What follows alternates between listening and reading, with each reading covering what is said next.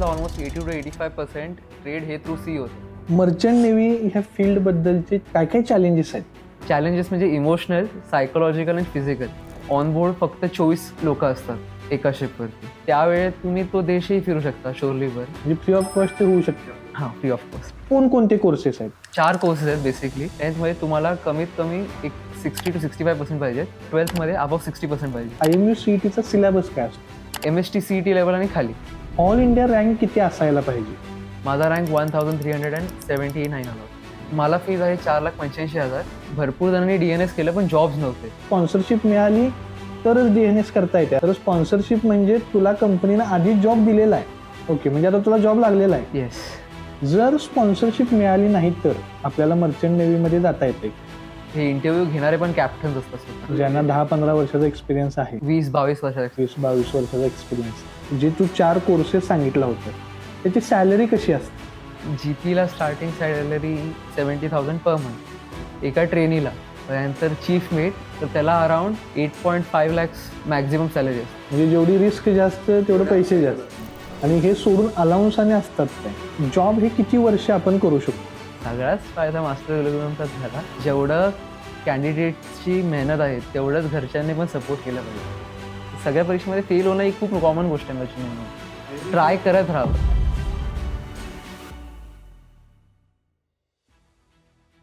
नमस्ते, मी Abhijit Khandekar, founder director Masters Gurukulam वोयोडे Kolhapur. Masters Gurukulam ही एक निवासी अकॅडमी आहे की ज्याच्यामध्ये JEE, नीट, NDA आणि MHT CET यांसारख्या एक्झामचं प्रिपरेशन करून घेतलं जाते. सध्या करिअर आणि लाईफस्टाईल ह्या 2 भिन्न गोष्टी आपल्याला जाणवतात, परंतु ह्या 2 भिन्न गोष्टी नसून ह्या दोन्ही एकमेकांना इंटिग्रेटेड आहेत. मास्टर्स गुरुकुलम ही एक अशी अकॅडमी आहे की ज्याच्यामध्ये करिअरच्या अवेअरनेस सोबतच मुलांच्यामध्ये एक चांगल्या क्वालिटीची लाईफस्टाईल जनरेट करण्याचा आम्ही प्रयत्न करतोय. गेल्या 10 वर्षापासून आम्ही या फील्डमध्ये आहोत, परंतु मास्टर्स गुरुकुलम हे 10 वर्षानंतरच्या प्रयोगाचं एक परिणाम आहे असं आपण म्हणू शकतो. तर गेल्या काही एपिसोडमध्ये आपण टेक्निकल फील्डमध्ये सक्सेस मिळालेल्या आपल्या अकॅडमीच्या विद्यार्थ्यांचा इंटरव्ह्यू पाहिला. आज आपण मर्चंट नेव्ही या फील्डमध्ये सक्सेस मिळालेला आपला 2025च्या बॅचचा एक विद्यार्थी कृष्णा याचा आपण आज इंटरव्ह्यू घेणार आहोत. आणि मर्चंट नेव्ही या फील्डबद्दल अगदी झिरोपासून तिथपर्यंत पोहोचण्यासाठी लागणाऱ्या कोणकोणत्या गोष्टी आहेत, कोणती परीक्षा आहे, आपल्याला काय करावं लागेल, एक्स्ट्रा एफर्ट्स कोणते घ्यावे लागतील, ह्या फील्डमध्ये असणारे चॅलेंजेस कोणकोणते आहेत, ह्या सर्वच गोष्टींचा आढावा आपण आजच्या सेशनमध्ये घेणार आहोत. तर सर्वांचं स्वागत आहे. आणि कृष्णा, कसा आहेस? Sir fine sir. आता माझी जर्नी परत तुमच्याकडेच डिस्कस करायला आलोय. ओके, तर कसं चालू आहे कॉलेज? कॉलेज एकदम गुड. आता सेम ब्रेकला आलोय. ओके, तर सर्वात प्रथम आपण गेले 2 सेशनमध्ये तुझ्याच बॅचचे असणारे यासीर आणि उमेश यांचे इंटरव्ह्यू घेतले होते की ज्याच्यामध्ये त्यांनी COEPला ICT या कॉलेजमध्ये ॲडमिशन त्यांना मिळालं. तू थोडी वेगळी फील्ड निवडलीस, म्हणजे मर्चंट नेव्हीकडे जाण्याचा तुला विचार कसा आला? इथून आपण सुरुवात करूया. तर जेव्हा म्हणजे ज्यावेळी तुमच्याच अकॅडमीला असताना माझं MST CETची तयारी चालू होती, तेव्हा माझे वडील आणि माझ्या मामाचे मित्र हे सावंतवाडीला काही कारणास एका कामाला गेले होते. तर तिकडे त्यांचं बोलणं झालं आणि त्यावरनं बाबांना काय कळण्यात आलं की मर्चंट नेव्ही ही पण एक मीन्स बेटर फील्ड आहे. तर मग त्यावरनं त्यांनी मला सुचवलं आणि मग आम्ही त्यात जास्ती रिसर्च करून मग निवडलं. या फील्डला निवडलंस. म्हणजे ज्यावेळी तू MHT CETची एक्झाम देत होतास त्यावेळी तुला याबद्दल काही माहिती नव्हतं? हां, जास्ती माहीत नव्हतं. म्हणजे MHT CETचा रिझल्ट आला, मला वाटतं तुला 96% होते त्यावेळी. तर तो रिझल्ट आल्यानंतर तुला वाटलं नाही काय आता 96% मिळाले तर पुण्यातल्या किंवा मुंबईमधल्या एखाद्या चांगल्या कॉलेजला ऍडमिशन घ्यावं आणि आपण इंजिनिअरिंग करावं? वाटलं, पण मला असा एक डेस्क जॉब असा नको होता. मला असा एक ज्या जॉबमध्ये असं रिअल लाईफ कुठले काही चॅलेंजेस असतील, जसं म्हणजे पर्टिक्युलर मर्चंट नेव्ही असं फील्ड तसं निवडलं. म्हणजे त्याची माहिती मिळाल्यानंतर तू पूर्ण ठरवलंसच की मला टेक्निकल जॉब आणि एका ठिकाणी बसून करण्यापेक्षा थोडं चॅलेंजिंग जॉब घेतलेला बरा, म्हणून तू मर्चंट नेव्हीच्या फील्डला निवडलंस. ओके. तर मर्चंट नेव्ही या फील्डबद्दल अगदी झिरोपासून, म्हणजे ही फील्डच नेमकी काय आहे हे बऱ्याच लोकांना माहीत नसते. ग्रामीण भागातल्या मुलांना तर याबद्दल पुसट अशी कल्पनाही नसते. म्हणजे मी बऱ्याच 10 वर्ष झालं तू जितकी माहिती मला सांगितलेलं आहेस तितकी माहितीच मला माहीत नव्हती. कारण की आपलं जवळपास तुझं आता सिलेक्शन होऊन 8 महिन्याचा कालावधी झालेला आहे. तर 8 महिन्यामध्ये तुझ्याकडून मला बऱ्याच गोष्टी मिळाल्या आणि याच्यासाठी कॅपेबल असणारा क्राऊड पण आपल्या आजूबाजूला असतोय. म्हणजे तो धाडशी असतोय, थोडा इंटेलेक्च्युअली वीक असेल, परंतु त्याच्याकडे बाकीच्या बऱ्याच क्वालिटीज असतात. तर मर्चंट नेव्ही या फील्ड बद्दल सांग, म्हणजे नेमकं मर्चंट नेव्हीमध्ये काय होतंय?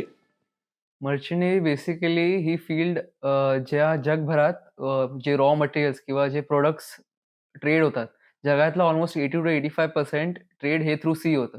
ओके. तर मर्चंट नेव्ही फील्ड हे तुमचं cargo point A to point B किंवा ते सेफली वाईल ते मीन्स ते टार्निश किंवा खराब होता कामा नये ते पोहोचवायचं, म्हणजे हेच एक फील्ड आहे.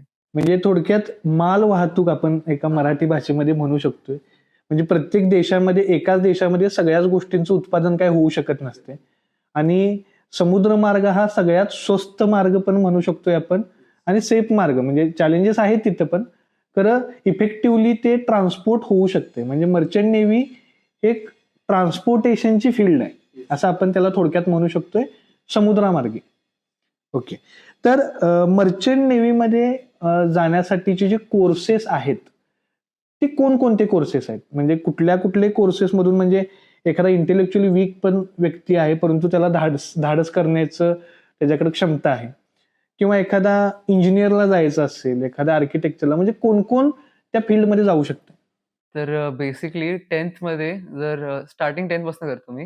10th मध्ये तुम्हाला कमीत कमी एक 60 to 65% पाहिजेत आणि त्यात इंग्लिशमध्ये अबोव्ह 50% पाहिजेत. ओके. हे एक क्रायटेरिया आहे. मग 12th मध्ये अबोव्ह 60%, कारण जी परीक्षा आहे IMUCT एंट्रन्स, तिचं एक रिक्वायरमेंट आहे की तुम्हाला 12th मध्ये अबोव्ह 60% पाहिजे. ओके. आणि व्हाईल इंग्लिशमध्ये अबोव्ह 60 आणि तुमचा PCM जर 75% असेल तर अतिउत्तम. कारण मग त्याप्रमाणे कंपनीच्या पण क्रायटेरियामध्ये तुम्ही बसता. ओके. म्हणजे सगळ्यात पहिलं आपल्याला पाहावं लागेल की 10वीला 60% मार्क्स पाहिजेत, इंग्लिशला 50% मार्क्स पाहिजेत. तसंच 12वीमध्ये 60% म्हणजे फर्स्ट क्लास असायला पाहिजे आणि इंग्लिशमध्ये पण 60+ मार्क्स असायला पाहिजेत. दुसरं, जर 75% पेक्षा जास्त मार्क्स असतील फिजिक्स, केमिस्ट्री, मॅथमॅटिक्स ह्या बोर्डच्या सब्जेक्टला, तर ते अजून चांगल्या प्रकारे असू शकते. ओके. तर मग जर तुम्ही हे क्रायटेरिया फुलफिल करत असाल तर मग मर्चंट नेव्हीमध्ये जायला हे 4 कोर्सेस आहेत बेसिकली. ओके. एक GP rating, general purpose rating, हे तुमचे आफ्टर 10th असतं. हां. तर ह्यात तुम्हाला IMUCT लागत नाही. ओके. तर ह्यात तुमचे जे basic labours, cargo handling, mooring operations वगैरे जे बोटवर असतात, ओके. बेसिकली लेबर्स म्हणजे वर्कर्स, हां, workers. Regular labours. येस. तर हा कोर्स, त्याच्यातनं मग जीपी रेटिंग हा एक कोर्स आहे. मग म्हणजे तो 10वी झाल्यानंतर देऊ शकतात. हां. मग 12th नंतर एक CCMC कोर्स येतो कॅटरिंगचा. कॅटरिंग म्हणजे जे ऑन बोर्ड ऑफिसर्स, इंजिनिअर्स आणि जे वर्कर्स असतील, त्यांना पण रोजचं जेवण म्हणजे फूड प्रोव्हाइड करणं. Food providers. आणि मग म्हणजे याच्यासाठी शेप लागतात काय? 12वी झाल्यानंतर ते डायरेक्ट जाऊ शकतात? 12वी झाल्यानंतर डायरेक्ट जाऊ शकता. मग तिथं त्यांचं ट्रेनिंग घेतलं जातं? येस. 6 महिन्याचा कोर्स असतो CCMC. ओके. मग याच्यासाठी काही क्रायटेरिया असतो की 12वीला त्यांना एवढे मार्क्स नाही, असावे? Similar 60% 60% okay. 12thचा. आणि मग त्यानंतर आपण इंजिनिअरिंगकडे येऊया. इंजिनिअरिंग जर तुम्ही मेकॅनिकल इंजिनिअरिंग कंप्लीट केली असेल, त्यानंतर एक वर्षाचा कोर्स असतो JEE. तो एका मेरिटाईम इन्स्टिट्यूटमध्ये कंप्लीट करायचा आणि मग त्यानंतर तुम्ही कंपनीला अप्रोच शकता. आणि मेन तुमचे ऑफिसर्स, म्हणजे जे नॅव्हिगेटर्स असतात शिपचे, जे ऑन ब्रिज जे मेन इन्स्ट्रक्शन्स देतात, त्यासाठी तुम्हाला 2 कोर्सेस आहेत. एक DNS लीडिंग टू BSc आणि एक BSc नॉटिकल सायन्स. ओके. तर DNS leading to BSc nautical science हे 1 वर्षाचा कोर्स असतो. हां. म्हणजे 12 मंथ्स इन्स्टिट्यूटमध्ये आणि 18 मंथ्स ऑन बोर्ड कॅडेटशिप. ओके. आणि BSc व्हाईल 3 वर्ष हे अकॅडमिक्स, म्हणजे तुमच्या अकॅडमीमध्ये, म्हणजे जे मेरिटाईम कॉलेजमध्ये आणि 12 महिने हे ऑन बोर्ड कॅडेटशिप. ओके. म्हणजे ह्या 4 कोर्सेस पैकी जो सगळ्यात लेबरचा कोर्स आहे तो 10वी नंतर आपल्याला तिकडे जाता येते. दुसरा शेप म्हणजे जेवण करायचं आहे, बाकीच्या गोष्टी सांभाळायच्या आहेत किचनशी संदर्भात, तो 12वी नंतर त्याचा एक वेगळा कोर्स असतोय. आणि 2 मेन कोर्स म्हणला ते म्हणजे मरीन इंजिनिअरिंग ज्याला आपण म्हणू शकतोय, तो एक कोर्स आणि DNS आणि BSc. मग DNS मध्ये नेव्हिगेशनचा पार्ट येतोय, म्हणजे DNS BSc जहाज DNS आणि BSc मध्ये नेव्हिगेशन म्हणजे जहाज चालवणं, जहाजाशी रिलेटेड असणाऱ्या सगळ्या गोष्टी त्याच्यामध्ये येतात. इंजिन हँडलिंग वगैरे हे इंजिनियरकडे येते. ओके. मग आता मला मरीन इंजिनिअरिंग करायचं असेल एखाद्या विद्यार्थ्याला, किंवा हे तू जे म्हणलास DNS करायचं असेल, तर त्याला कोणती एक्झाम आहे काय? तर ह्यासाठी DNS आणि BSc साठी बेसिकली एक एंट्रन्स असते, IMU CET, Indian maritime university common entrance test. Okay. ही थ्रू आउट इंडिया असते, म्हणजे ही पूर्ण भारतामध्ये एकाच वेळी होते. पूर्ण भारतामध्ये वर्षातनं एकदाच होते आणि पूर्ण भारतभरातली पोरं असतात. ओके. आणि आणि JEE साठी तुम्ही फक्त इन्स्टिट्यूटला अप्रोच व्हायचा आणि त्यांचा कसा क्रायटेरिया आहे त्याप्रमाणे मग ते तुम्हाला सांगतील. ओके. म्हणजे IMU CET जी एक्झाम आहे ती दिल्याशिवाय आपण मर्चंट नेव्हीमध्ये जाऊ शकत नाही असं म्हणू शकतो. आपण जाऊ शकतो, फक्त तुम्ही DNS किंवा BSc ला जाऊ शकत नाही. ओके. म्हणजे खालचे जे 2 कोर्सेस आहेत त्याच्यासाठी जाऊ शकतो. ओके. मग आता IMU CET थ्रू जर मला तिथं जायचं असेल तर ह्या IMU CETचा सिलेबस काय असतो? IMU CET सिलेबस हा 11वी-12वी असतो. म्हणजे 11वी-12वी सायन्स. 11वी-12वी सायन्स आणि हा CBSE बोर्डावर असतो. Okay. Almost same to same JEE सारखाच असतो, फक्त थोडा कमी असतो. लेवल कमी असते, म्हणजे JEEची जी लेवल आहे तितकी हार्ड आणि फास्ट लेवल नसते. एक MST CET लेवल आणि खाली, म्हणजे MST CETच्या लेवल किंवा त्याच्यापेक्षा थोडी खालची लेवल IMU CET ला असते. तर IMU CET मध्ये 50 मार्क्सला फिजिक्स, 50 मार्क्सला मॅथमॅटिक्स, 40 मार्क्सचं इंग्लिश, 20 मार्क्सचं ॲप्टिट्यूड, 20 मार्क्सचं जनरल नॉलेज आणि 20 मार्क्सचं केमिस्ट्री. असं 200 मार्क्सचं तुमचा एक पेपर असतो. तो 3 तास त्याला वेळ दिलेला असतो. MCQ टाईप पेपर असतो. ओके. तर यामध्ये जर फिजिक्स, केमिस्ट्री, मॅथ्स आपण पाहिलं तर जवळपास मला वाटतंय 120 मार्क्सचं फिजिक्स, केमिस्ट्री, मॅथमॅटिक्स आहे. मग जर एखादा सायन्स करणारा विद्यार्थी जर सिन्सिअरली करत असेल तर त्याचे 120 मार्क्स कव्हर होऊ शकतात आरामात. आता याच्या 40 मार्काचं जे इंग्लिश असते तो ग्रॅमॅटिकल पार्ट असतो. ग्रॅमॅटिकल पण असतं, म्हणजे मिक्स असतो, म्हणजे ऑलमोस्ट सगळं इंग्लिश मिक्स असतं. ग्रॅमॅटिकल पण असतं, मग तुमचं सेंटेन्स, त्यानंतर स्पेलिंग्स वगैरे ते सगळं ह्या गोष्टी त्याच्यामध्ये असतात. आणि 20 मार्क्स कशाचे म्हणलास? ॲप्टिट्यूड आणि तुमचं जनरल नॉलेज, जिओग्राफी वगैरे ते सगळं. ओके. कारण की नेव्हिगेशन जे असणार आहे त्यामुळे त्याच्या संदर्भात असणारं जिओग्राफी आपल्याला माहित असायला पाहिजे. तर 200 मार्काची ही जी एंट्रन्स एक्झाम आहे त्याच्यामध्ये काही निगेटिव्ह मार्किंग असते का? जर एक बरोबर आला तर 1 मार्क मिळतो आणि जर चुकला तर 0.25 हे 1/4 मार्क्स कट होतात. ओके. तर टोटल किती विद्यार्थी बसतात ऑल ओव्हर इंडिया? जर आता 2025चं म्हटलं तर पोरं 60,000 फॉर्म भरले होते. पण काय कारणास्तव ज्यांचे हे 12th चे जे मार्क्स आले नाहीत ते डायरेक्टली आउट गेले. ओके. म्हणजे कट ऑफ हाय झाला. त्यामुळे यावर्षी IMUने काय केलं, जे एक्झाम सेंटर्स होते, मी फक्त महाराष्ट्रातले एक्झाम सेंटर दिले होते. मला इंदोर दिला होता, मध्य प्रदेश. ओके. तर मग हे जास्ती डिस्टन्स असल्यामुळे काय पोरं पोहोचू शकली नाहीत. तर मग 30,000 प्लस पोरं बसली होती एक्झामला. आणि येस. ओके. म्हणजे महाराष्ट्रात नंबर कुठं पडतोय? महाराष्ट्रात सेंटर एकच असते का 2? नाही, आहेत, बरेच आहेत. मुंबई आहे, पुणे आहे, नागपूर वगैरे पण आहेत. ओके. तसं बघायला गेलं तर JEE मध्ये भारतामध्ये 15 लाख विद्यार्थी बसतात. नीट सारख्या परीक्षेमध्ये तर 25 लाख विद्यार्थी बसतात. तसं बघायला गेलं तर हे तितकंसं लोकांना माहीत नसणारं पण फील्ड आहे कदाचित, किंवा तेवढं धाडस करण्याची प्रत्येकाची इच्छा नाही असं पण असू शकतंय. कारण की 50,000 ते 60,000 फॉर्म पूर्ण भारतामधून, म्हणजे ही त्या मानानं CETच्या एक्झाम मध्ये 4 लाख फॉर्म असतात. तर त्या मानानं हे फार कमी आहेत. परंतु 50,000 जरी कॅन्डिडेट्स परीक्षा देत असतील तर ऑल इंडिया रँक किती असायला पाहिजे? ऑल इंडिया रँक तुमचा 2000च्या बिलो पाहिजे. ओके. कारण याचे फायदे काय, जर तुमचा रँक चांगला असेल तर स्पॉन्सरशिप एक्झामसाठी तुम्ही एक्झाम देता आणि मग इंटरव्ह्यू असतो कंपनीसोबत. तर हे कंपनीज तुमचा रँक पण मॅटर होतो. एकतर तुमचा इंटरव्ह्यू कसा गेला, ओके, तुमचा पीसीएम किंवा तुमचा जो क्रायटेरिया आहे त्या कंपनीचा, तो पण कसा आहे, तो म्हणजे तुम्ही कसा 75% फुलफिल मगाशी करताय, म्हणलास, तुम्ही कसा फुलफिल 75% करताय मार्क्स असतील तर तेही इंटरव्ह्यू मध्ये ग्राह्य धरले जातात. आणि तुमचा रँक पण मॅटर होतो. ओके, तुझा मग रँक किती आला होता? माझा रँक 1379 आला होता, ओके, 1379 तुझा रँक आला होता all over India. All over India. Okay, म्हणजे हा 2000च्या आत असल्यामुळे त्याचा तुला फायदा झाला. हो. तर तू मगाशी म्हणलास की इंटरव्ह्यू, म्हणजे हे इंटरव्ह्यू कशासाठी असतात? इंटरव्ह्यू बेसिकली कंपनीला बघायचं असतं की त्यांचा कॅन्डिडेटची मेंटॅलिटी काय आहे, त्याचा ॲटिट्यूड काय आहे आणि तो एका सर्टन सिच्युएशनला कसा हँडल करेल ऑन बोर्ड. ओके, मग हे इंटरव्ह्यू ऑनलाईन होतात का ऑफलाईन होतात?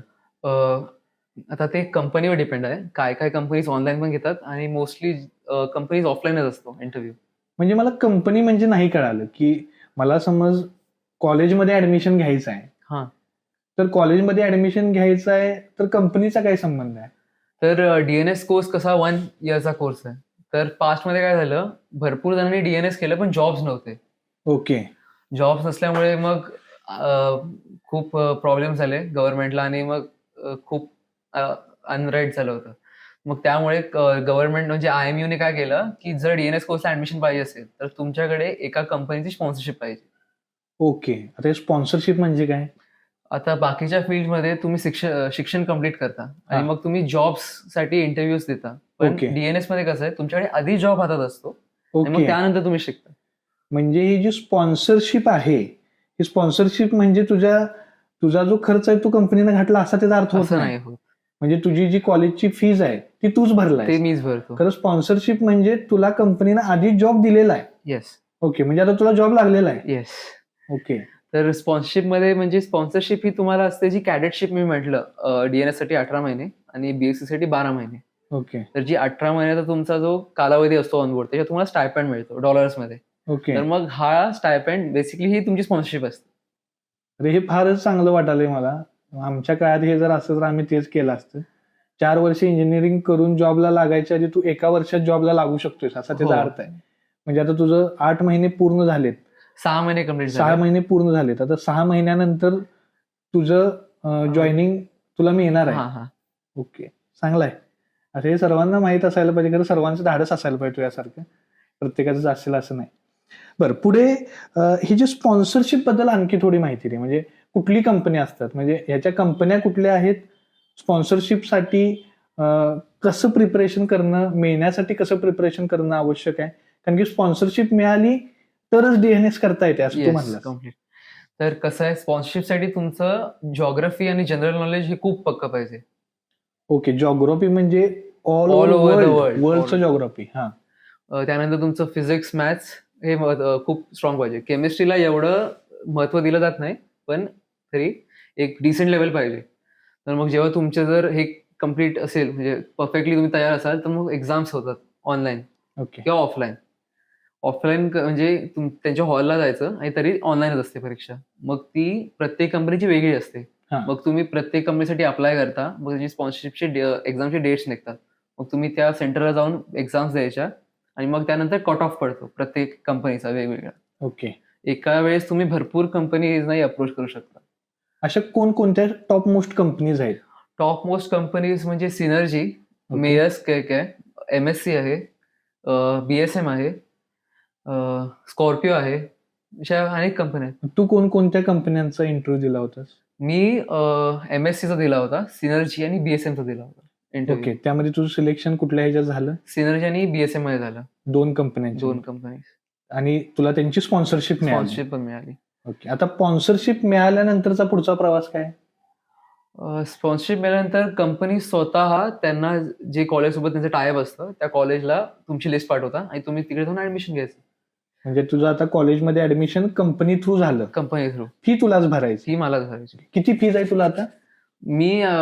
मला फीज आहे 4,85,000 एका वर्षाची. एका आणि वर्षाची. एकच म्हणजे वर्षाचा कोर्स. फुल कोर्सची फुल कोर्सची फीज 4,85,000. त्यामध्ये सगळंच तुझं येते काय? राहणं हा, वगैरे? राहणं, हॉस्टेल, युनिफॉर्म, सगळं ट्रेनिंग त्यामध्येच होते ट्रेनिंग, तुझं. Complete training. ओके, आता ही जी स्पॉन्सरशिप मिळणं आहे, म्हणजे मला मगाचपासून तू बोलल्यापासून कळालं की स्पॉन्सरशिप मिळणंच फार महत्वाचं आहे. हा. कारण की स्पॉन्सरशिप मिळालं तर कंपनीच आपल्याला कॉलेज रिक्रूट करते, तिथं आपलं ट्रेनिंग होते आणि जॉब पण त्या कंपनीमध्ये तुझं सुरू होणार आहे. सिक्युअर होतो. जर स्पॉन्सरशिप मिळाली नाही तर आपल्याला मर्चंट नेव्हीमध्ये जाता येते काय? DNS ला नाही जाऊ शकत तुम्ही. DNS ला स्पॉन्सरशिप ही 100% गरजेचीच आहे. ओके. वाईल जर तुम्हाला जर जायचं असेल, तर तुम्ही एक चांगलं BSc कॉलेज निवडून त्या कॉलेजची एंट्रन्स असते, ती क्लिअर करून त्यांची इंटरव्ह्यू क्लिअर करून मग तुम्हाला तिथे ऍडमिशन मिळू शकतं. म्हणजे BSc in nautical science yes. म्हणजे 3 वर्षाचा कोर्स आपल्याला करावा लागतो. त्याची फीज किती असते? त्याची फीज माझ्या कॉलेजमध्ये अराउंड 8-9 लाख जाते. 3 वर्षाची. येस, 3 वर्षाची. ओके. बर. आता मला सांग एक गोष्ट की हे जे स्पॉन्सरशिपचा विषय आपल्याला कळाला की स्पॉन्सरशिप असेल तर जॉब लागतोय. स्पॉन्सरशिप मिळाली नाही तर आपल्याला काय करावं लागेल? बीएससी करावी लागेल. मग बीएससी केल्यानंतर त्यांना जॉब लागतोय काय? हे एक इम्पॉर्टंट पॉइंट आहे. कसं आहे, BScचं जे तुम्ही कॉलेज निवडता हे खूप महत्वाचं आहे. आता तोलानी सारखं कॉलेज आहे ते वन ऑफ द बेस्ट, म्हणजे बेस्टच म्हणू शकता भारतात. पूर्ण भारतातलं बेस्ट कॉलेज. Private college. ते कुठं आहे? हे लोणावळा परिसरात आहे. तर याची BScची फीस ही अराउंड 25 lakhs आहे. खरं जॉब फिक्स आहे? जॉब फिक्स आहे. म्हणजे 3 वर्षाची फीस 25 lakhs. कारण 2025 पर्यंत सगळ्यांना तरी प्लेसमेंट्स मिळाले आहेत. मग तिथं मिळण्याचे चान्सेस काय? म्हणजे तिथं जॉब का मिळतोय? तोलानी या कॉलेजचं बाकीच्या कॉलेज म्हणजे बाकीच्या कंपनीज किंवा कॉलेज सोबत चांगलं टायअप आणि रिलेशन असल्यामुळे ते एक आहे. आणि तोलानीची स्वतःची कंपनी पण आहे, म्हणजे स्वतःचे वेसल्स. ओके. स्वतःचे शिप्स आहेत. हा. ओके. म्हणजे जर DNS मध्ये स्पॉन्सरशिप मिळाली नाही आपल्याला तर बीएससी करता येते, परंतु त्याचं जरा मी बजेट रेकमेंड नाही जास्त करणार BSc, कारण BSc मध्ये जर तुम्हाला तोलानी नाही मिळालं तर बाकीच्या कॉलेजमध्ये तुम्हाला प्लेसमेंट मिळेल असं नाहीच. प्लेसमेंटची गॅरंटी गॅरंटी नसते. मरीन इंजिनिअरिंग करू शकतोय आपण? मरीन इंजिनिअरिंग पण तसंच आहे, फक्त जे कॉलेज घ्याल त्याचं पण महत्वाचं आहे. तिथे पण प्लेसमेंट्स मध्ये प्रॉब्लेम येऊ शकतो. येऊ शकतो. ओके. अजून कुठल्या फील्ड आहेत म्हणजे आर्किटेक्चर मध्ये वाल्यांना तिथं जाता येते काय? एक शिप बिल्डिंग म्हणजे शिप आर्किटेक्चर एक असतो, ते IME वायझॅगला आहे, म्हणजे Indian maritime university at Vizag. Okay. तर हे कुठं आलं नेमकं?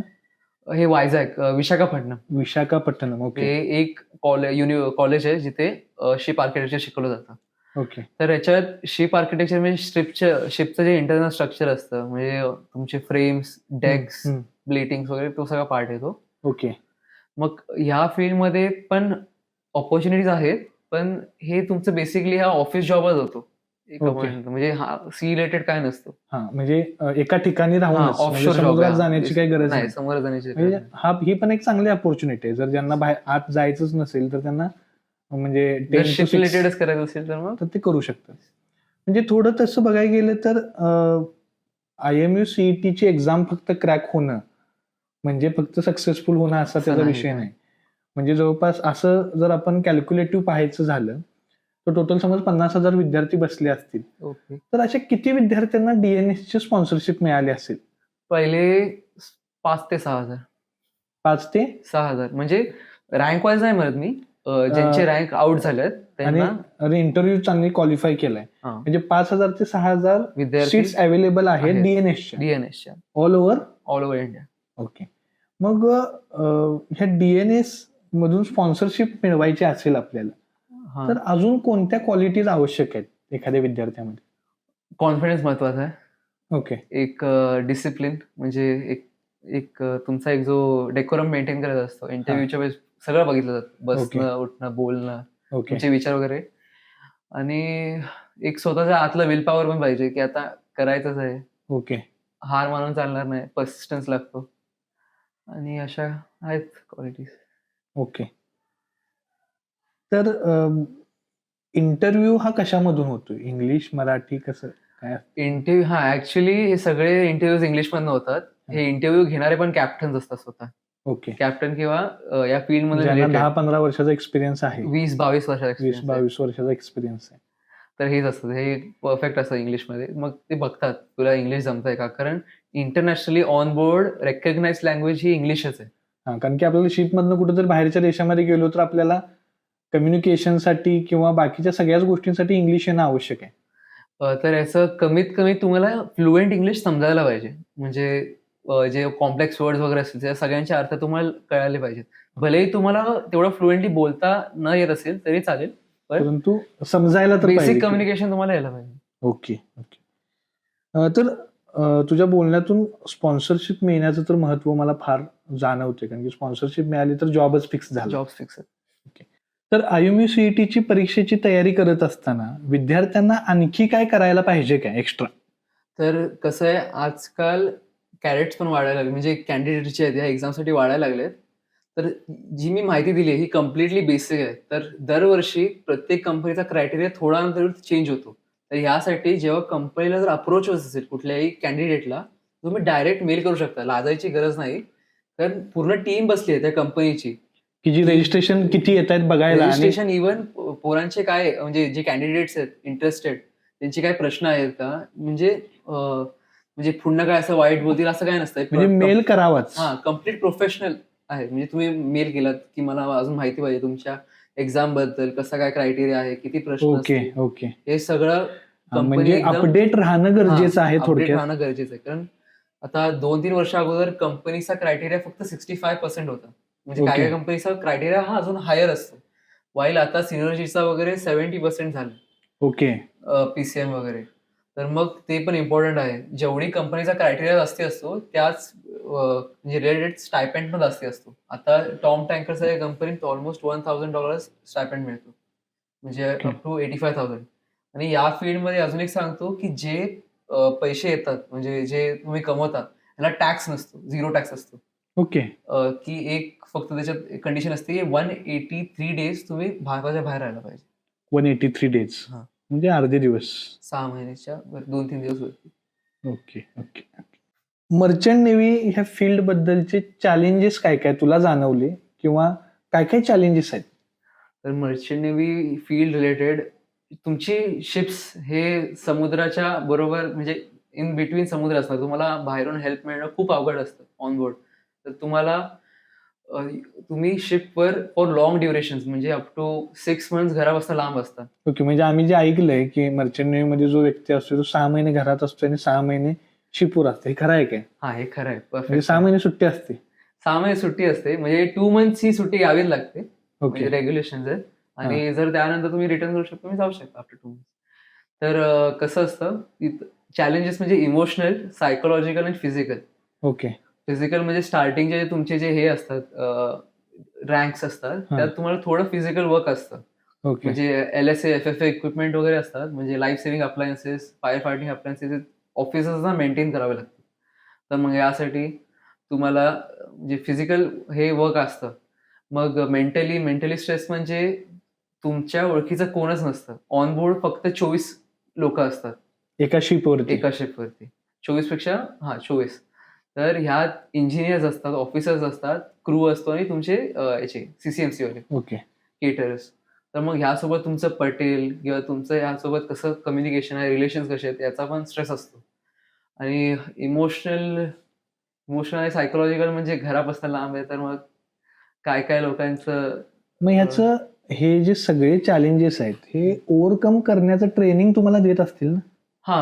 आता तुमच्या जे 1 वर्षाचा DNS चा जो प्रोग्राम आहे, त्या प्रोग्राम मध्ये ह्या सगळ्या गोष्टी इन्क्लूड केलेल्या आहेत ना? हो, परफेक्ट. मग काय असते त्या ट्रेनिंग मध्ये, काय वेगळं असतं? ट्रेनिंग म्हणजे 6 मंथ्स म्हणजे तुमचं जे असतं कॉलेजला ट्रेनिंग शिप समथिंग वेगळं नाव असतं पुढे. तर मग हे बेसिकली शिपवर कसं तुमचं असतं टाइम टेबल, त्याप्रमाणे तुम्हाला बरोबर इंटिग्रेट करतात. म्हणजे आता आमच्या म्हणजे प्रत्येक कॉलेजकडे सकाळी 7 वाजता हे नाश्ता असतो. 11:30 ते 12:30 तुमचं लंच असतं आणि रात्री 6 ते 7 तुमचं डिनरचा टाइम असतं. मग हे सेम टायमिंग ऑन बोर्ड पण असतात. मग याप्रमाणे तुम्हाला इंटिग्रेट करतात. वाईल तुम्ही जेव्हा ह्या कोर्सेसना असता, जी तुमची गव्हर्नमेंट सुट्ट्या सोडून किंवा सेम ब्रेक सोडून तुम्हाला सुट्टी देत नाहीत. भले कोण घरातलं वारलं किंवा काय लग्न असेल, बिलकुल सोडत नाही. आणि एक बेसिक डिसिप्लिन पाळली जाते, जी ऑनबोर्ड पाळणे गरजेचं आहे. कारण ऑफिसर्सना आणि बाकीच्यांना टायमिंग, बोर्ड्सवर टाइमचं महत्व हे खूप असतं. ते सगळं इंटिग्रेट केलेलं असतं या कोर्समध्ये. हे आता 1 वर्षामध्ये तुमचं ते सगळं करून घेतले, कारण की मला दिसायला लागले 6 महिन्यापूर्वी जो होतास तू, तुझी जी तब्येत होती आणि आता 6 महिन्यानंतर तुझी जी तब्येत झालेली आहे त्यात बराच फरक पडलेला आहे. म्हणजे एक्सरसाइज आणि बाकीच्या सगळ्या गोष्टी पण करून सगळं घेतात. इन्क्लुडेड असतं. इव्हन जे मेरिटाईम इन्स्टिट्यूट असतात त्यांच्या स्वतःच्या जिम्स असतात. ओके, ते सगळं इन्क्लुडेड असतं तुमच्या ह्याच्यात. मग तुम्ही पाहिजे तर आता जिम करू शकतोय आपण. आता मला सांग की 24 लोकांची टीम तिथं असते. मग एकदा का शिप सुटल्यानंतर ती 6 महिने म्हणजे पाण्यातच असते काय कुठलं किनारा आल्यानंतर ते आता जाऊ हे शकतोय आपण? तुमच्या स्पेसिफिक बोटवर डिपेंड आहे. आता मोस्टली जे कार्गो वेसल्स म्हणजे कार्गो वेसल्समध्ये तुमच्या बल्क वेसल्स येतात, कंटेनर वेसल्स येतात, लाईफ स्टॉक कॅरियर येतात, अशा बरेच प्रकारचे येतात. तर ह्या शिप्स एक 21 ते 15 दिवसाच्या आत परत कुठल्यातरी वेगळ्या देशात पोर्टला लागतात. कारण जे कार्गो उचललंय एका देशातनं ते दुसऱ्या देशात डिलिव्हर म्हणजे करायचं. डिलिव्हर करायचं. ओके मग त्यावेळेत तुम्ही तो देशही फिरू शकता शोरलीवर. ओके म्हणजे फ्री ऑफ कॉस्ट होऊ शकते आपल्याकडे. Free of cost. आणि जर तुमचं ऑइल वेसल्स असतील म्हणजे मोठी VLCC असेल तर हे काय काय पोर्ट्सला एंटर करू शकतात. त्यांचा ड्राफ्ट खूप असतो आणि डेप्थ भरपूर लागते पोर्टला. नाहीतर हे जे पोर्ट्स असतात ते ऑलमोस्ट 2-3 मंथ्स आतच असतात पाण्यात. ओके म्हणजे आता भारताचा रूट कुणाबरोबर असतोय म्हणजे ते जे काही समज आता ऑइल आणायचं आहे आपल्याला तर ऑइलचा रूट कुठून असतोय? ऑइलचे रूट्स हे जगभरात म्हणजे थ्रू कुठून? म्हणजे- ओशन्स पण कुठे म्हणजे थ्रू मिडल ऑफ ओशन्स पण असतात आणि कोस्टलाईनच्या जवळ पण असतात. असं काय सेट नसतं. ओके तर म्हणजे बरेच चॅलेंजेस पण आहेत. सगळ्या लेवलला मेंटली फिजिकली प्रिपेअर पण असायला पाहिजे. तर जे तू 4 कोर्सेस सांगितला होतास त्याची सॅलरी कशी असते? सॅलरी जीपीला स्टार्टिंग सॅलरी 70,000 पासून स्टार्ट होते एका नॉर्मल कंपनीत. Per month? बेसिक ॲव्हरेज कंपनीत 70,000 पर मंथ. ओके एका ट्रेनीला जीपी ट्रेनी एक म्हणजे स्टार्टिंग जो 10वी पास होऊन गेलेला आहे तो. 10वी पास होऊन त्याचा 18 वर्ष कंप्लीट लागतं. त्याशिवाय ओके. बोटीवर एंट्री हे होत नाही. नाही. ओके तर त्याला एक स्टार्टिंग 70 आहे. मग असे 4 रँक्स आहेत AB, एबल्ड सीमॅन वगैरे आणि शेवटला बोसन. त्यांची अप टू 2 to 3 lakhs पर्यंत जाते maximum okay per month. Okay आणि ॲज अ कॅडेट जर गेलात, कॅडेटला आता $650 आहे जी ॲव्हरेज सॅलरी. ओके तर मग ही अप टू 55,000 to 58,000 पर्यंत होते इंडियन डॉ- रुपीज पर मंथ per एका month. कॅडेटला, ज्याने फक्त एका वर्षाचा कोर्स केला. डीएनएस केलास म्हणजे हा. तुझा जो कोर्स आहे म्हणजे आता तुझा 1 वर्षाचा कोर्स कम्प्लीट झाल्यानंतर तुझी सॅलरी किती सुरू होणार? 55 to 58,000 त्याप्रमाणे जे Per month. एक्सचेंज रेट असेल त्यावर डिपेंड आहे. $650. ओके हे किती किती वर्ष? हे 18 महिने 18 महिन्यामध्ये Cadet तुला ship एवढी ची. सॅलरी मिळणार म्हणजे तो तुझा ट्रेनिंग पिरियडच आहे असं ट्रेनिंग आपण पिरियडचा म्हणू शकतो. स्टायपेंड. ओके त्यानंतर परत त्यानंतर थर्ड ऑफिसर असतो, हे ब्रिज साईडचं.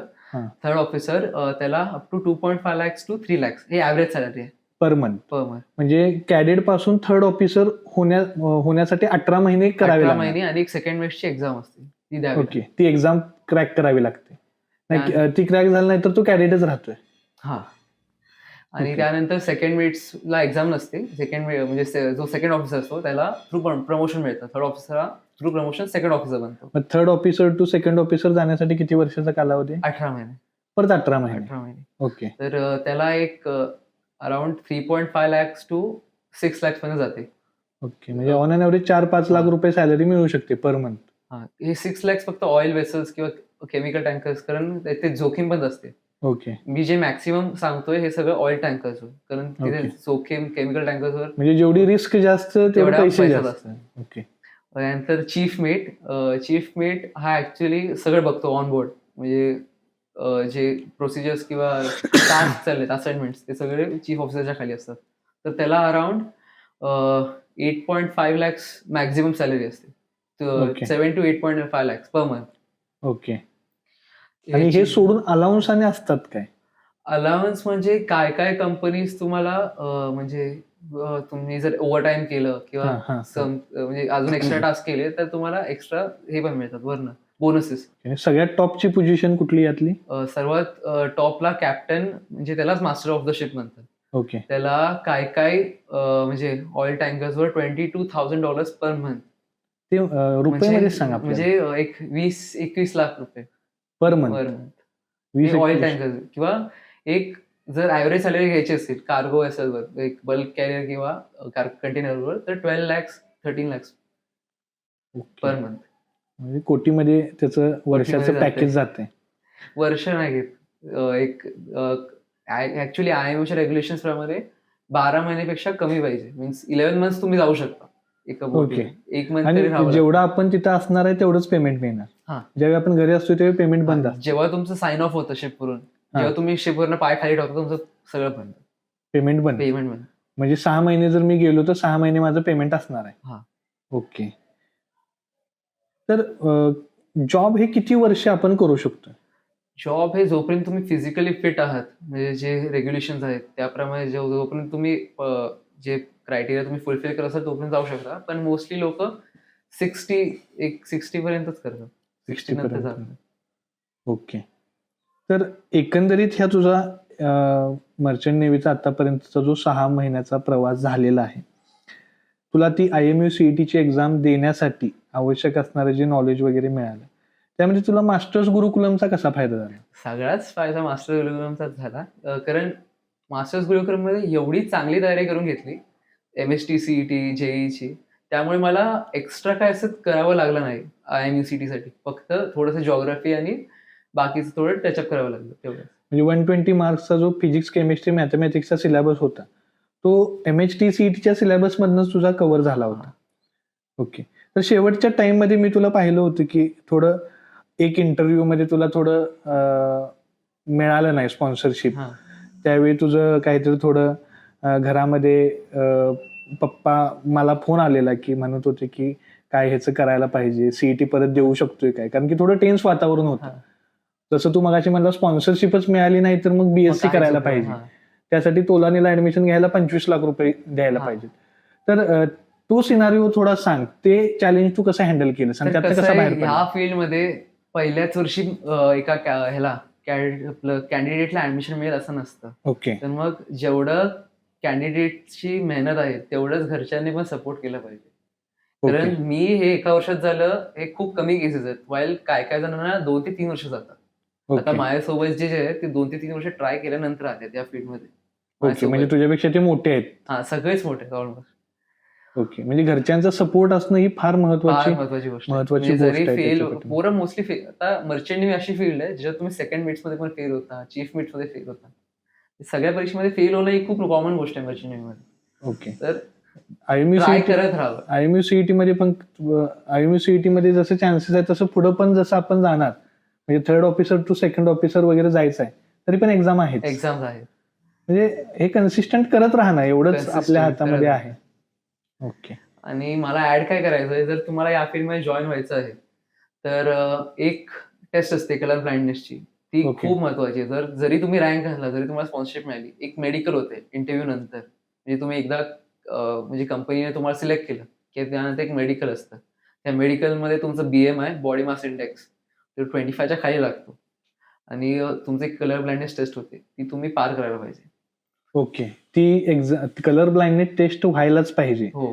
म्हणजे IMU CET मध्ये रँक किती जरी आला तरी म्हणजे ती कलर ब्लाइंडनेस टेस्ट ही म्हणजे आता मला सगळं दिसतंय व्यवस्थित तर काय असू शकते असं आहे कलर का? ब्लाइंडनेस टेस्ट ही बेसिकली ज्यांना असते त्यांना ग्रीनचे शेड्स आणि रेडचे शेड्स हे डिफरन्शिएट करू शकत करता नाही. येत नाहीत. ओके.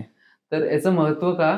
कारण ज्या शिप्स असतात त्यांची नॅव्हिगेशन लाईट्स ऑन लेफ्ट साईडला आपण पोर्ट साईड म्हणतो आणि राईट साईडला स्टारबोर्ड साईड म्हणतो. हां. तर लेफ्ट साईड पोर्ट साईडला हा रेड रंग असतो आणि स्टारबोर्ड साईडला ग्रीन रंग असतो. ओके. तर मग जेव्हा रात्री समुद्रात तर रस्ते नाहीयेत आणि डायरेक्शन्स तर नाहीयेत. मग समोरून जर तुमच्या शिप जात असेल हं. तर नॅव्हिगेशन करताना ती शिप लेफ्ट टू राईट जात आहे की राईट टू लेफ्ट जात आहे. वाईल कुठल्या अँगलवर आहे ते कळायला लाईट्स असतात. ओके. तर त्या लाईट्सवरून मग नॅव्हिगेशन केलं जातं.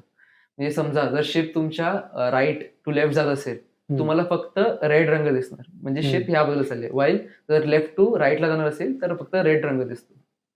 ओके. रेड काय ग्रीन? रेड. ओके. हां, green. Green. Left to right जाताना ग्रीन रंग. ग्रीन. ओके. तर गव्हर्नमेंट आता ह्या गोष्टीसाठी मर्चंट नेव्हीसाठी काही वेगळं करायला लागलंय का?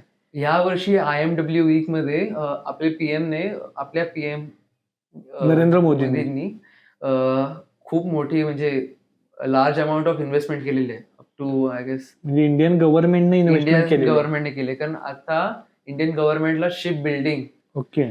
आणि पोर्ट्सचे जे आहे ते इंडियामध्येच बिल्ड करायचे आहेत. वाईल बाहेर आता मोस्टली शिप कुठे बनतात? चायना आणि जपानमध्ये. हे मोठे ओके. शिप म्हणजे हार्बर्स आहेत जिथनं शिप बनून येतात. तर आता आतापर्यंत हे भारतात बनत नाही आहेत बनत होते पण खूप कमी प्रमाणात बनत होते. आणि ज्या लार्ज आहेत त्या बाहेरच बनतात. बाहेरच बनतात. मग आता गव्हर्नमेंटच्या इनिशिएटिव्ह नंतर ह्या शिप बिल्डिंगचं तर काम होईल. याच्यामधून जॉब ऑपॉर्च्युनिटी आणि मर्चंट नेव्हीमध्ये अजून जास्त वाढ होईल. मुलांचा समावेश होऊ शकतो. शकतो. म्हणजे जास्त जणांना ती फील्ड अकोमोडेट करू शकते. आणि ह्या फील्डमध्ये आता सगळीकडे मुलींचा जो हा असतो पर्सेंटेज वाढवायचा आहे. तर या फील्डमध्ये मेयर्स जी कंपनी आहे ही मुलींना जास्ती म्हणजे स्पॉन्सरशिप प्रिफर करते. म्हणजे मुलींना खरं चॅलेंजिंग काम आहे ना हे. नाही, त्यांच्या स्पेशल शिप्स असतात. म्हणजे सगळा क्रूच फिमेल असतो. म्हणजे खालनं GP to up to captain सगळ्या फिमेल असतात. म्हणजे तसा काही प्रॉब्लेम नाही. आणि म्हणजे धाडस आणणं ही फार मोठी गोष्ट आहे. आणि जरी काय झालं तर इंटरनॅशनल लॉज आहेत, सोलास वगैरे हे सगळे लागू होतात. म्हणजे तसं काही प्रॉब्लेम नाही. सोलास म्हणजे safety of life at sea. Okay. म्हणजे सेफ्टीचे प्रिकॉशन्स ह्या प्रत्येक शिप ही घेतलीच जाते. त्याची इन्शुरन्स पण असतीलच. इन्शुरन्स काय इन्सिडेंट घडला तर त्याचे इन्शुरन्स पण असणार आहेत. ओके. तर लास्ट पार्टकडे आपण येऊया की या फील्डमध्ये जे विद्यार्थी जाऊ इच्छित आहेत किंवा जो ग्रामीण क्राऊड असेल, शहरी क्राऊड असेल, एकंदरीत सर्वसामान्य विद्यार्थी याच्यामध्ये जायचं त्याला असेल तर त्याच्याकडे कोणत्या क्वालिटीज असायला पाहिजे? तर पहिली क्वालिटी म्हणजे तुमचं 12th सगळं परफेक्ट पाहिजे. म्हणजे जे नॉलेज आहे ते अप टू जिओग्राफी वगैरे अप टू चांगलं डेट असायला वगैरे पाहिजे.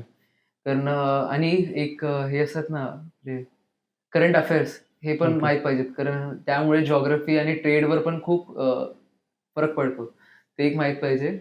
एक कॅन्डिडेटला कन्सिस्टंट राहायला पाहिजे. म्हणजे जरी कुठल्या ह्याच्यात नायश आलं, म्हणजे यश नाही आलं, तर मग दुसऱ्या परीक्षेत ट्राय करावं. कारण कंपनीज भरपूर आहे. 50 to 60 कंपनीज आहेत. ओके. आणि घरच्यांनी सपोर्ट केला पाहिजे. हा महत्वाचा मुद्दा आहे. महत्वाचा मुद्दा आहे. बर्डन करून Burden जबरदस्ती करून ही गोष्ट काय होणार नाही. होण्यासारखी आणि नाही. जर थर्ड म्हणजे जर तुम्हाला खरोखर या फील्डमध्ये इंटरेस्ट असेल, तरच या फील्डमध्ये या. नाहीतर बरेच कॅन्डिडेट आहेत जे कॅडेटशिप कंप्लीट करतात किंवा पहिले 6 मंथ्स कंप्लीट करतात आणि त्यानंतर बोटीवर जातात. म्हणजे ओळखायचं कसं की बाबा मला खरोखर यात यायचंय? म्हणजे मी पैसे बघून माझं लाईफस्टाईल जास्त पैसे मिळतात म्हणून जर येत असेल तर उपयोगाचं नाही. उपयोगाचं नाही. म्हणजे कुठल्या क्वालिटीज तेच तुला विचारतो मी की कोणत्या क्वालिटीज असायला पाहिजेत तर त्याने इकडे यायला पाहिजे? डिसिप्लिन पाहिजे. म्हणजे आणि एक वरून जर म्हणजे सिनियरने ऑर्डर दिली असेल तर ती पाळायची कशी आणि हँडल कशी करायची म्हणजे माझंच खरं असं म्हणून असं चालणार नाही नाही. चालत. ओके. त्याच्यानंतर एक सोशल कम्युनिकेशनच्या क्वालिटीज पाहिजेत. थोडे लिडरशिप क्वालिटीज असायला पाहिजेत. डेव्हलप होतात पण थोड्या पाहिजेत. आणि एक विल पॉवर महत्वाची. ओके. करेज पाहिजे. करेज पाहिजे. तर थँक्यू. इतका वेळ बरीच माहिती तू आतापर्यंत माझ्याबरोबर शेअर केलास. सर्वांना ह्या गोष्टी अगदी चांगल्या प्रकारे कळाल्या असतील. तर जे कृष्णानं मगाशी सांगितला की त्याच्या एकंदरीत जर्नीमध्ये त्याचं फिजिक्स, केमिस्ट्री, मॅथ्स मास्टर्स गुरुकुलममुळे सगळं झालं. तर मला थोडं ह्याच्याबद्दल शेअर करायचं आहे. तर हा सगळं श्रेय कुठल्याही अकॅडमीला असू शकत नाही. म्हणजे कृष्णाची जर्नी असू दे किंवा आतापर्यंत आपण जे काही विद्यार्थ्यांची जर्नी पाहतोय तर अकॅडमी किंवा एखादं कोचिंग हे गाईडलाईन देण्याचं काम करत असते आणि त्यांनी ते गाईडलाईन प्रामाणिकपणे देणं आवश्यक असते. तर आतापर्यंत मला ह्या ज्या विद्यार्थ्यांच्या मध्ये आम्ही राहत आहोत त्यातून कळतंय काय की ट्रू सिकर बनणं फार गरजेचं आहे. जे कृष्णाच्या बाबतीत आम्हाला दिसलं की त्यांनी ऐन वेळी आपल्याला काय करायला पाहिजे, आपल्यामध्ये कोणत्या क्वालिटीज आहेत या क्वालिटीचा शोध घेणं. सिकर म्हणजे शोधणं आणि ती इम्प्लिमेंट करणं. हे ज्या विद्यार्थ्यांना समजलेलं आहे, जाणवलेलं आहे, तो विद्यार्थी कुठलंही करिअर चांगल्या प्रकारे करू शकतोय. मग ते इंजिनिअरिंगचा असेल, मेडिकलचा असेल, जर्नलिझमचा असेल किंवा इकॉनॉमिक्सचा असेल किंवा याचं मर्चंट नेव्हीचा असेल. तर विद्यार्थ्यांच्या मध्ये हे क्वालिटीज त्यांना समजणं गरजेचं आहे आणि या समजण्यासाठीही विद्यार्थ्यांना गाईडलाईन प्रोव्हाइड करणं गरजेचं आहे. मगाशी मी जे तुम्हाला सांगितलं की गुरुकुलम ही आयडियाच मुळात आम्ही याच्यासाठी तयार केलेली आहे की याच्यामध्ये बरेच विद्यार्थी आमच्याकडं एक स्वप्न घेऊन येत असतात, परंतु त्यांच्यात मध्ये असणाऱ्या क्वालिटीजच वेगळ्या असतात. तर आत्ता सर्वांना, पालकांना आणि शिक्षकांना या गोष्टी तपासण्याची, चेक करण्याची आवश्यकता आहे, की जे कृष्णाच्या पालकांनी चांगल्या प्रकारे ओळखलं. खरं तर ते त्यांचं फार मोठं श्रेय आहे आमच्यापेक्षा, असं मला वाटतंय, की आपल्या मुलाकडे ही क्वालिटी आहे, तर त्याने ही गोष्ट केली तर ते चांगल्या प्रकारे करू शकतोय. म्हणजे एक तर पालक म्हणून त्यांनी रिस्क पण घेतली आणि पालक म्हणून त्याला गाईड पण चांगल्या प्रकारे केलं. हे आम्ही 2 वर्ष पाहत आलेलो आहोत त्यांच्या पालकांच्याकडं. तर हे सर्वच पालकांनी करण्याची आवश्यकता आहे. शिक्षकांनी योग्य मार्गदर्शन करण्याची गरज आहे. विद्यार्थ्यांमधल्या ह्या क्वालिटीज ओळखण्याची आवश्यकता आहे, की जो नेमका कुठं जाऊ शकतो. तर सायन्स केला म्हणजे त्याने इंजिनिअरिंगच करायला पाहिजे, हा जमाना आता गेलेला आहे. BSc बॉटनी करून आता विद्यार्थी IT मध्ये जाऊ शकतोय आणि इंजिनिअरिंग करून तो काहीतरी दुसरंच करू शकतोय. तर हे क्षेत्र बदलत आहे आणि ह्या बदलणाऱ्या क्षेत्राला आपल्या सगळ्यांना अडॉप्ट करावं लागेल. आणि हे अडॉप्ट करण्यासाठीचं मार्गदर्शन फार महत्वाचं आहे, की ज्याला मी म्हणतोय ती लाईफस्टाईल बनायला पाहिजे विद्यार्थ्याची.